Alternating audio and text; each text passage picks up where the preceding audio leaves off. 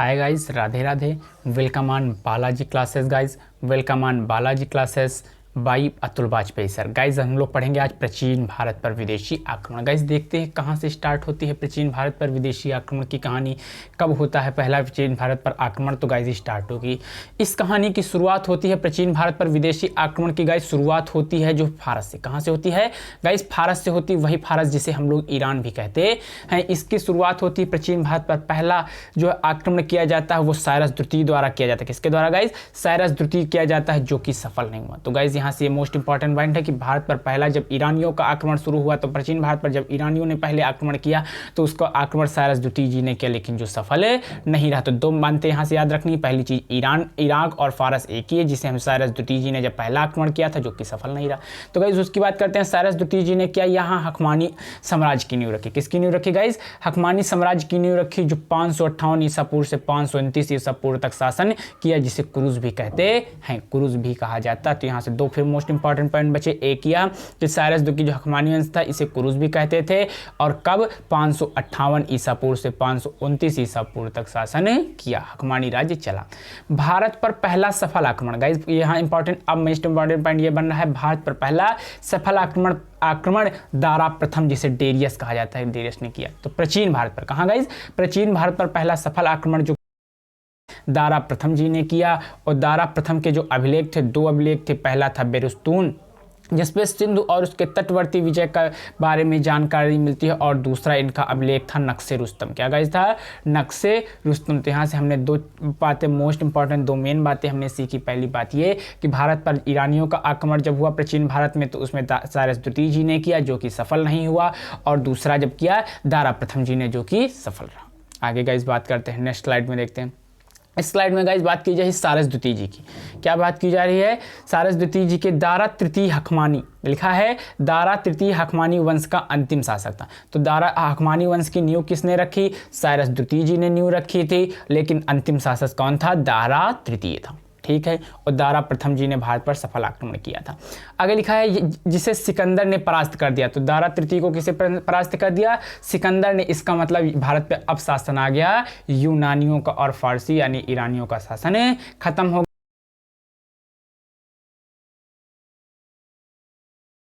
साम्राज्य यानी ईरानी साम्राज्य का क्या हो गया?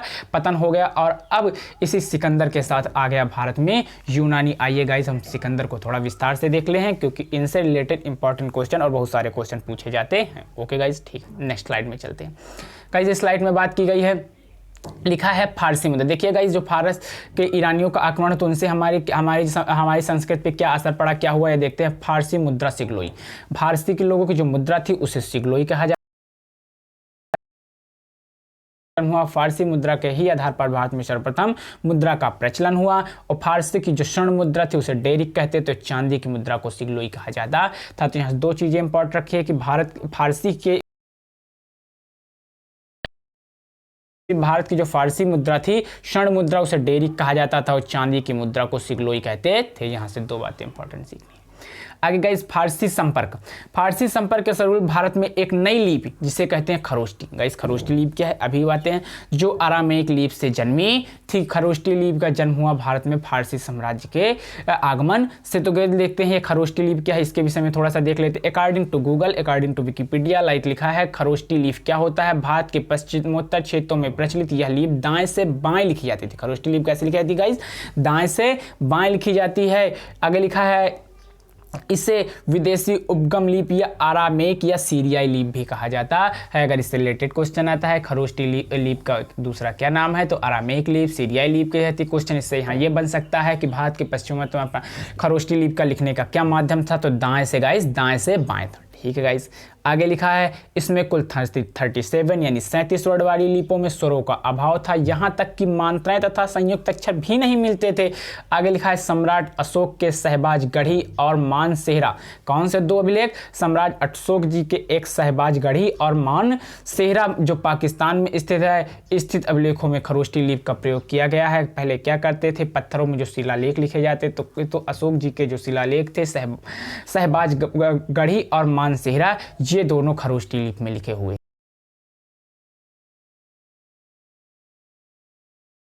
लिपि को लिखने का माध्यम दाएं से बाएं हुआ करता था। अगली बात ये उठानी है यहाँ पर कि अशोक जी के दो जो खरोष्टी लिपि में लिखे गए थे शिलालेख, जैसा एक सहबाजगढ़ी और मानसरोवर। ठीक गाइस, नेक्स्ट स्लाइड में चलते हैं। ओके गाइस, क्लियर हो रहा होगा बहुत अच्छे से। नेक्स्ट स्लाइड की अगर बात करें गाइस तो यहाँ पर लिखा हुआ है यूनानियों का आगमन। अब गाइस हमने बताया फारसी साम्राज्य का पतन कब हुआ, जब सिकंदर जी का आगमन हुआ तो फारसी साम्राज्य का ईरानी का पतन हो गया। अब यहाँ पर शुरू होता है यूनानियों की कहानी, यूनानी साम्राज्य का स्टार्ट होता है। तो लिखा है फारस के बाद भारत पर दूसरा विदेशी आक्रमण सिकंदर ने किया। तो सिकंदर ने किया, यानी कि फारसियों ईरानियों के बाद सिकंदर आया। सिकंदर ने नेतृत्व में 326 ईसा पूर्व में किया गया। कब किया गया भारत पर? अगला आक्रमण गाइस भारत पर 326 ईसा पूर्व में किया गया। कब किया गया गाइस? 326 ईसा पूर्व में किया गया। आगे लिखा है सिकंदर मकदूनिया के शासक। कौन था सिकंदर? सिकंदर मकदूनिया के शासक फिलिप का पुत्र था। सिकंदर का जन्म 356 ईसा पूर्व में हुआ था। तो यहाँ से फिर इंपॉर्टेंट पॉइंट है, सिकंदर ने कब भारत पे आक्रमण किया? सिकंदर जी ने भारत में 326 में आक्रमण किया। दूसरा है सिकंदर मकदूनिया के शासक फिलिप का पुत्र था और सिकंदर का जन्म 356 ईसा पूर्व में हुआ था। ओके गाइज, अच्छे से क्लियर हो रहा होगा, कोई प्रॉब्लम नहीं हो रही होगी। आगे देखते हैं गाइज, 329 ईसा पूर्व में फिलिप की हत्या कर दी गई। उसके बाद सिकंदर मकदूनिया का शासक बना। गाइज क्या होता है, जो सिकंदर जी के पिता थे मकदूनिया के शासक फिलिप जी, मकदूनिया के शासक फिलिप जी जो थे, फिलिप जी की जो है इच्छा थी भारत विजय की। क्या इच्छा थी उनकी भी इच्छा थी कि हम भारत पर विजय पाए, विश्व विजेता बने, मतलब सभी पूरे विश्व पर राज के। तो अपने पिता का सपना पूरा करने के लिए सिकंदर विश्व विजय की ओर अपनी सेना को लेकर निकल पड़ा। ठीक है गाइस, तो 1929 में जब फिलिप की मृत्यु हो गई, मकदूनिया का शासक फिलिप सिकंदर बन गया। सिकंदर मकदूनिया का शासक बन गया। उसके बाद सिकंदर ने क्या किया? सिकंदर अरस्तु का शिष्य था। सिकंदर किसका शिष्य था? सिकंदर अरस्तु का शिष्य था। सिकंदर किसका शिष्य था गाइस? सिकंदर अरस्तु का शिष्य था। यहाँ से इंपॉर्टेंट पॉइंट, इसको भी स्टार मार्क्स कर लेते हैं, और ये इंपॉर्टेंट पॉइंट अरस्तु का शिष्य था। गाइस चलते हैं सिकंदर का, ये गाइस एक लाख देख ले, हमने कई बार बताया हमारा माइंड जो होता है गाइस इमेज को ज़्यादा अच्छे से रीड करता है, बातों को कम, क्योंकि जो चीज़ हम देख लेते कभी भूलते नहीं है। ये थे हमारे सिकंदर साहब। कौन थे गाइस? ये सिकंदर जी थे। कौन थे गाइस? यही सिकंदर जी थे। और इनका एक घोड़ा था, घोड़ा से भी इंपॉर्टेंट है, इसका नाम बुकाफेला था। इसके नाम पर एक उन्होंने राज्य बसाया था, जिसे अब आगे गाइस हम देखेंगे। ठीक, तो गाइस ये हमारे थे सिकंदर जी, इनको देख लिया सिकंदर जी को, ये इनका घोड़ा, दोनों से इंपॉर्टेंट पॉइंट अभी आएंगे, आगे देखते हैं। नेक्स्ट स्लाइड में गाइस दिखाया गया है जो सिकंदर जी थे, लिखा है सिकंदर जी के विषय में ये पॉइंट लिखा गया है, जो सिकंदर जी थे तक्षशिला के शासक अम्बी, और अम्बी ने सिकंदर के समक्ष आत्मसमर्पण कर दिया। सिकंदर का पहला आक्रमण, एंट्री शुरू हो गई सिकंदर जी की। तक्षशिला के शासक अम्बी, जिसे अम्बी और अम्बी दोनों नाम अगर पेपर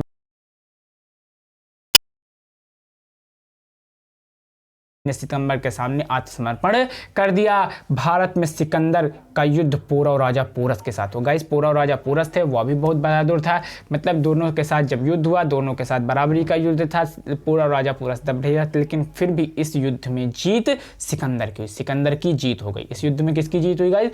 सिकंदर की इस युद्ध में जीत हो गई। तो भारत में सिकंदर का युद्ध पहली बार पौरव राजा पोरस से साथ हुआ, जिसमें सिकंदर की विजय प्राप्त हुई। और तक्षशिला का शासक अम्बी तथा अम्बी ने सिकंदर के सामने आत्मसमर्पण कर दिया था। नेक्स्ट स्लाइड पे चलते हैं गाइस, ओके क्लियर हो रहा होगा।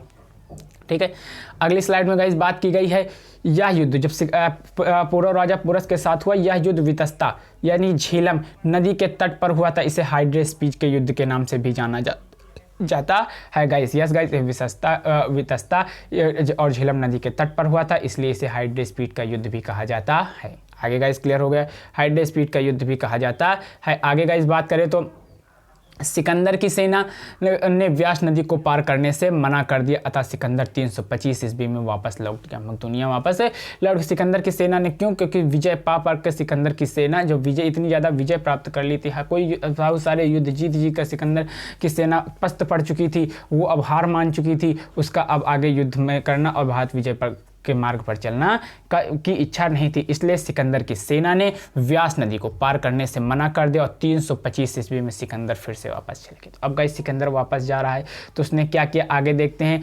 325 ईसा पूर्व में वापस चला गया, उसकी मृत्यु 323 ईस्वी में। और गाइस मिनिमम 33 ईयर्स, गाइस कितने साल में? 33 ईयर्स की उम्र में सिकंदर जी की मृत्यु हो गई। कितने साल की उम्र में? 33 साल की उम्र में सिकंदर जी की मृत्यु हो गई। और कहाँ? बेबीलोन में। कहाँ गाइस? बेबीलोन में हो गई। आगे गाइस देखते हैं थोड़ा सा और, ठीक है। नेक्स्ट स्लाइड में देखते हैं आगे क्या बात की जा रही है। विसेंट स्मिथ जी ने क्या कहा सिकंदर के विषय में, कुछ लिखा है। विसेंट स्मिथ जी ने कहा है सिकंदर आंधी की तरह आया और चला गया परंतु भारत अपरिवर्तनीय है। बहुत सही बात कही विसेंट स्मिथ जी ने। सिकंदर का भारत पर कोई प्रभाव नहीं पड़ा। सिकंदर ने भारत के 2 नगरों की स्थापना की। यस गाइस, पहला निकैया विजयनगर और अगला पोरस की विजय के उपरांत बुकाफेला। यस गाइस, बुकाफेला भी हमने जो उनका घोड़ा देखा था सिकंदर ने अपने प्रिय घोड़े की याद में बसाया था, बनवाया था। तो गाइस ये अभी पढ़े, उसके घोड़े का नाम बुकाफेला था, उसी की याद में बुकाफेला नाम का नगर सिकंदर ने बसाया था। 2 नगरों की स्थापना भी, एक निकैया जिसे विजयनगर कहे जाते हैं और पोरस की विजय के उपरांत किया था, और दूसरा बुकाफेला नाम का अपने प्रिय घोड़े की याद में बसवाया था। आगे गाइस, प्रथम प्रांत था हिंदू के उत्तरी तथा पश्चिमी को फिलिप को दे दिया। अब जब जीत के वो जाने लगा तो क्या किया, जो प्रथम प्रांत था हिंदू के उत्तरी तथा पश्चिमी प्रांत फिलिप को दे दिया, ठीक है गाइस, फिलिप को उन्होंने दे दिया। अगला लिखा है दूसरा जो प्रांत था सिंध तथा झेलम के बीच का प्रांत वो अम्भी को दे दिया। गाइस वही अम्भी है जिसे अम्बी तथा अम्बी दोनों लिखा है, जिसने सिकंदर के सामने आत्मसमर्पण कर दिया था। आगे गाइस बात करते हैं, आगे थोड़ा सा और चलते हैं। लिखा है तीसरा प्रांत जो उन्होंने जीता था वो झेलम के पूर्वी भाग तथा व्यास के वाला पोरस को दे दिया, पूर्व राजा पोरस को दे दिया, जो कि युद्ध में सिकंदर से हार गया था। चौथा प्रांत सिंध के निचले भाग का पियोथ को दे दिया। सिकंदर द्वारा जीता गया अंतिम क्षेत्र पाटल था। सिकंदर जी ने के द्वारा जीता गया अंतिम क्षेत्र कौन सा था गाइस, पाटल था। सिकंदर द्वारा जीता गया अंतिम क्षेत्र पाटल था गाइस, पाटल था। और यूनानी आक्रमण के पश्चात भारत में छत्तर प्रणाली यानी क्षत्रियों का छत्तर प्रणाली का जन्म हुआ, ठीक है गाइस। आगे लिखा है यूनानी आक्रमण के फलस्वरूप भारत में गांधार कला, ये इंपॉर्टेंट है, यूनानी आक्रमण के फलस्वरूप भारत में गांधार कला का उदय हुआ, यानी कि गांधार कला का जन्म हुआ। ओके गाइस, आइए हम थोड़ा सिकंदर जी के विषय में कुछ 1 लाइनर और इंपॉर्टेंट क्वेश्चन देख ले रहे हैं। Okay guys, no problem. आगे गाइस, अगर आपको कुछ चीज़ ना समझ में आए तो वीडियो को रिवाइंड करके एक बार फिर से देखिएगा, अच्छे से लर्न हो जाएंगे। सिकंदर के गुरु का क्या नाम था, अरस्तु था। सिकंदर जी के गुरु का क्या नाम था गाइस, अरस्तु था। आगे लिखा है सिकंदर के रास्ते से भारत आया था खैबर दर्रा। गाइस खैबर दर्रा जब हम जियोग्राफी आगे, सिकंदर ने भारत पर कब आक्रमण किया, 326 ईसा पूर्व में सिकंदर ने भारत पर आक्रमण किया। आगे लिखा है तक्षशिला में से किस शासक, लिखा है तक्ष के किस शासक ने सिकंदर की अधीनता स्वीकार की थी, आमिब। यस गाइस, ये इंपॉर्टेंट क्वेश्चन है, थोड़ा सा स्टार मार के लिख लिए। तक्षशिला के किस शासक ने सिकंदर की अधीनता स्वीकार की थी, आमिब। आगे लिखा सिकंदर का पहला और सबसे शक्तिशाली प्रतिरोध किसने किया, पोरस ने। यस गाइस, पोरस ने हमने क्या किया, उसका पूरी तरह से डट कर सामना किया लेकिन हार गया था। ओके गाइस, क्लियर हो रहा है, नो प्रॉब्लम। बैकग्राउंड आवाज़ें आ रही हैं उसके लिए गाइस सॉरी। बस अगर अच्छा लग रहा है एक बार लाइक बटन प्रेस कीजिए, शेयर कीजिए, सब्सक्राइब कर दीजिए। सिकंदर ने किस राजा की बहादुरी और साहस से खुश होकर अगर जीती राज्य उसे वापस कर दिया, यस गाइस, पोरस। क्यों, क्योंकि पोरस ही राजा पोरस ही ऐसे थे कि जिन्होंने पूरी तरह से उसका टक्कर लिया और बराबरी की लड़ाई हुई थी। आगे हाइड्रा स्पीच के युद्ध किन किन के बीच हुआ, सिकंदर और पुर के मध्य। सिकंदर और पुर के मध्य हाइड्रा स्पीच का युद्ध हुआ, जिसे वितिस्ता का कहते हैं, और झेलम की, ठीक है। आगे सिकंदर की सेना किस नदी से पहुंचकर आगे बढ़ने से इनकार कर दिया, व्यास नदी को पार करने से सिकंदर जी की सेना ने मना कर दिया। सिकंदर भारत पर क्यों आक्रमण किया, विश्व विजेता बनने के लिए, अपने पिता की इच्छा पूरी करने के लिए, विश्व विजेता बनने के लिए सिकंदर जी ने भारत पर आक्रमण किया। ओके गाइस, क्लियर हो रहा होगा, कोई प्रॉब्लम नहीं। ठीक गाइस, आगे चलते हैं नेक्स्ट स्लाइड में। बस गाइस थोड़ा सा, बस गाइस खत्म हो चुका है। यहाँ पर क्या करना है, बस आपको अगर अच्छा लगा हो तो एक बार सब्सक्राइब बटन को प्रेस कीजिए और लाइक।